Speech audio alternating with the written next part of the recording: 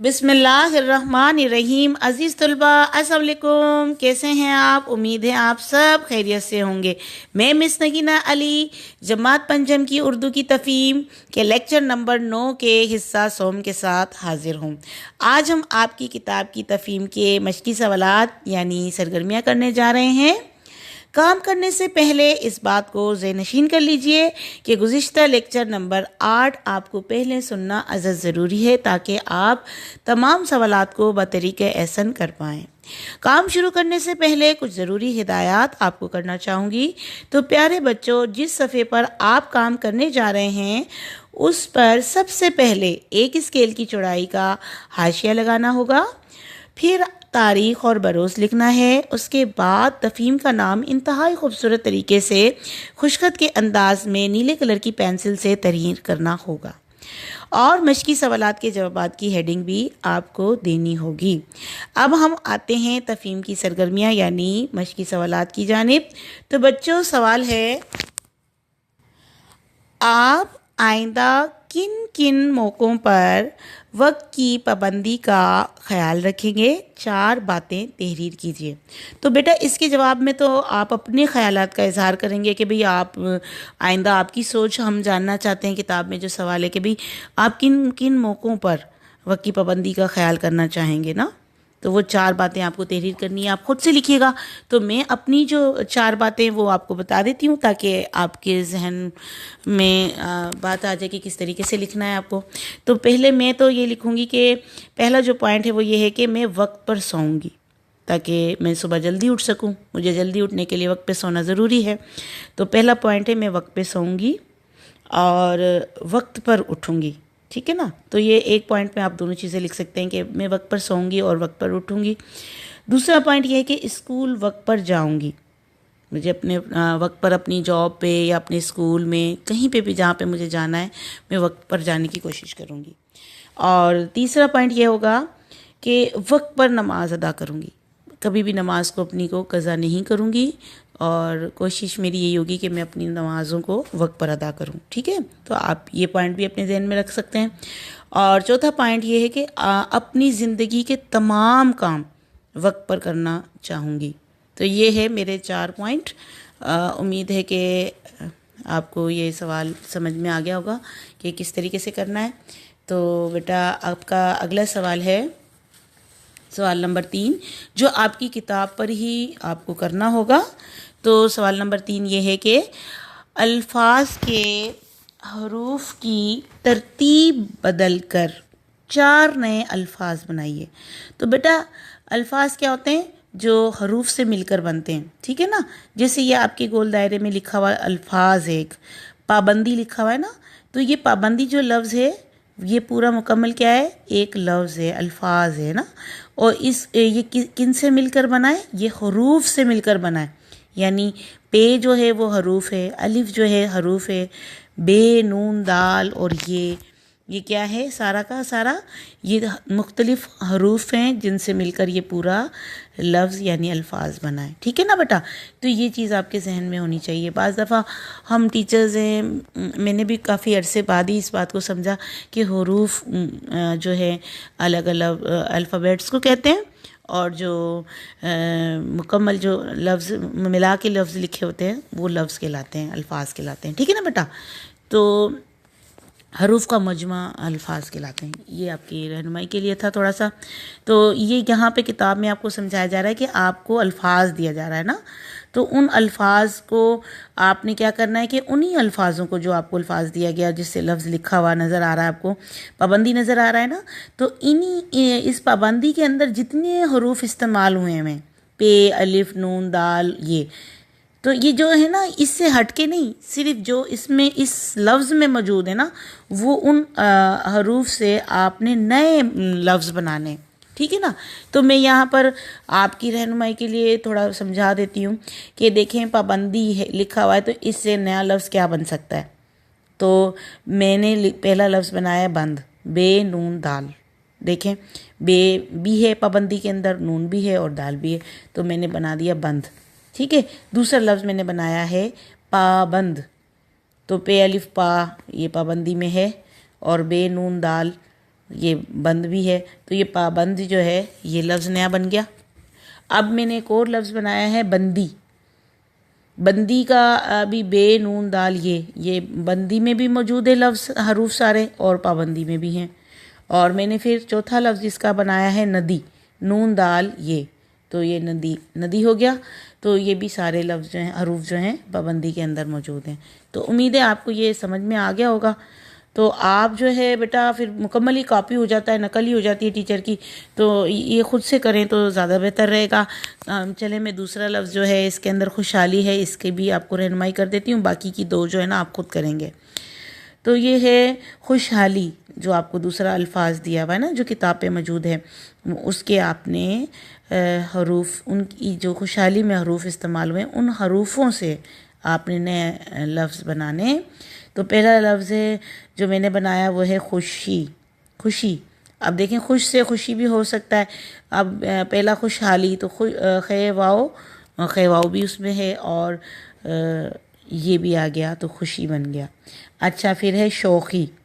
अब देखें शीन भी इसमें है खुशहाली में, वाओ भी आ गया शौक़ी में, और खे भी आ गया, और छोटी ये भी आ गया, तो ये शौक़ी बन गया।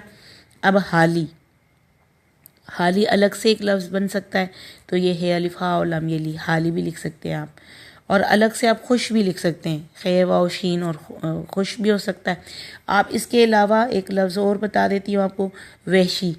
तो वाओ है शीन ये वहशी, ये हो गया। तो ये आपके ये दो जो है ना जो अल्फाज हैं वो पाबंदी और खुशहाली, इसके तो मैंने आपको बता दिए। बाकी अनमोल और ज़िंदगी जो है आपके मज़ीद आपकी बुक पर मौजूद हैं, जिनकी आपको नए अल्फाज बनाने होंगे हरूफ से। तो उम्मीद है बेटा आपको सवाल नंबर 3 भी समझ में आ गया होगा। तो प्यारे बच्चों, आपकी जो ये तफ़हीम की सरगर्मियाँ यहाँ पर मुकम्मल हुई, और सवाल नंबर 4 और 5 में ज़रूर चाहूँगी कि आपसे इसके बारे में थोड़ी सी बातचीत कर लूँ, ताकि आपके जहन में हो। बेटा इसमें ज़ुबानी इजहार, यानी आपका हेडिंग दी हुई है आपकी बुक के ऊपर, गुरोही मुबाहिसा, यानी आपको जो है ग्रो यानी आपके ग्रुप में जो आपके तबसरे होते हैं, आप मुबाहिसा होता है, बहस होती है कि वक्त की पाबंदी क्यों ज़रूरी है, ये एक आपका मौजू है। तो इस मौजू पर हर तालिब इल्म अपने अपने ख़यालात का इजहार करें। तो बेटा आप जब मैं क्लास लूँगी तो मैं उसमें ये सवाल पूछ सकती हूँ, तो इसकी भी आप जहन में तैयारी करके आइएगा। सवाल नंबर 4 की कि भाई वक्त की पाबंदी क्यों ज़रूरी है, तो इसके ऊपर आप अपनी प्रेजेंटेशन भी बना सकते हैं, और आप उसको रिकॉर्ड करके मुझे भेज सकते हैं। मतलब 3 मिनट या 2 मिनट की बना के भेज दें तो मुझे अच्छा लगेगा। ये आपके जहन को खोलेगा, और ये एक प्रेजेंटेशन टाइप का हो जाएगा। तो ये आपने करना है, क्या करना है, ये वक्त की पाबंदी क्यों ज़रूरी है, सवाल नंबर 4 आपका है। तो इस मौजू पर आपने अपने राय इजहार ख़यालात करने ना, कि भी क्यों हमें वक्त पर काम करने चाहिए और क्यों ज़रूरी होते हैं, उससे हमें क्या फ़वाइद हासिल होते हैं, और वक्त की पाबंदी करना की क्या अहमियत है। तो इसके हवाले से आप एक छोटी सी प्रेजेंटेशन बनाएं, उसको रिकॉर्ड करें और मुझे ग्रुप में भेज दीजिएगा। और ये कोई जल्दी नहीं है बेटा। देखें आपका एक सवाल आपने आज के लिए, जो मैंने 2 सवाल दिए ना करने के लिए, एक तो दिया है कि सवाल नंबर 8 दिया है कि भी आप आइंदा किन किन मौक़ों पर वक्त की पाबंदी का ख्याल रखेंगे, 4 बातें तहरीर कीजिए। ये लिखने के बाद आपने बुक के ऊपर आपका जो है सवाल नंबर 3 है कि अल्फाज के हरूफ की तरतीब बदल कर 4 नए अल्फाज बनाने। तो ये तो आपके छोटे से 2 सवाल हो गए। अब जो तीसरा, ये जो चौथा सवाल है ना, ये आप चाहें तो अगले हफ्ते तक बना लें, कोई वो ज़रूरी नहीं है। अगर आप चाहते हैं कि बहुत अच्छा करके आपने करना है, रिकॉर्डिंग करनी है, उसमें वक्त लगता है, तो ये आप अगले हफ्ते पे कर लें, भले कोई मसला नहीं है ना। ये वाला सवाल आप मुझे अगले हफ्ते अपनी 2-2 मिनट के वीडियो के लिए बनाकर भेज दीजिएगा, ठीक है ना। तो इससे अगला जो सवाल है, सवाल नंबर 5 है, वो भी मैं आपसे शेयर करना चाहूँगी कि वक्त की पाबंदी कामयाबी का अहम ज़रिया है। तुलबा मिलजुल कर मुख्तलिफ चार्ट तैयार करें और जमात में अवेज़ा करें। तो ये सवाल तो आपकी क्लास में आप लोग होते तो बड़ा मज़ा आता। आप लोगों का मैंने ग्रुप बनाया हुआ है, उसमें ग्रुप में आपने क्या करना होता कि चारों जो आपके ग्रुप थे ना अलग अलग, तो वो अपने अपने तौर पे अपने अपने इसके अंदर वक्त की पाबंदी के ऊपर एक प्यारे प्यारे चार्ट बना लेते, 4 चार्ट बन जाते। तो अब ये है कि अगर ये आपकी खुशी के लिए होगा, आपने ये वाला सवाल भी अगले हफ्ते पे मैं आपके छोड़ती हूँ। दोनों ये जो दो सवाल नंबर 4 और 5 ये मैं क्या कर रही हूँ कि ये आपके अगले हफ्ते के लिए छोड़ देती हूँ कि पूरा वीक जो गुजर जाएगा उसमें आपने क्या करना है कि 2 मिनट की वीडियो बनाकर आपने सवाल नंबर 4 की भेजनी है। 3 मिनट की बना लीजिएगा कि वक्त की पाबंदी क्यों ज़रूरी है, ठीक है ना, मुख्तसर सा बना दीजिएगा। और ये सवाल नंबर 5 जो है ना, ये भी आपके अगले हफ्ते का होमवर्क ही है। ये पूरा वीक है, आपका दिल करता है तो आप बना के दिखा दीजिएगा, नहीं दिल करता तो भी कोई मसला नहीं है, लेकिन अगर आप करें तो मुझे खुशी होगी। तो आपने करना क्या है कि चार्ट लेना है, एक जो आपका हार्ड शीट होती है वो ले लीजिएगा, ठीक है। फिर आपने करना क्या है कि उसमें आपकी किताब पे दिए हुए पॉइंट्स उसको फॉलो कर लेना। देखें इसमें पहला पॉइंट जो दिया हुआ है वो क्या दिया हुआ है कि वक्त की पाबंदी के 5 फ़वाइद आप कॉपी पे लिख लेना। क्या क्या 5 फ़ायदे हैं ना, कि वक्त की पाबंदी जो करते हैं तो उनको 5 फ़ायदे क्या हासिल होते हैं, वो 5 पॉइंट आप लिख लेना, वो चार्ट पे आप लिखेंगे। फिर आप क्या लिखेंगे, किन किन मौक़ों पर वक्त की पाबंदी नहायत ज़रूरी है, फ़हरिस्त मुरतब करें।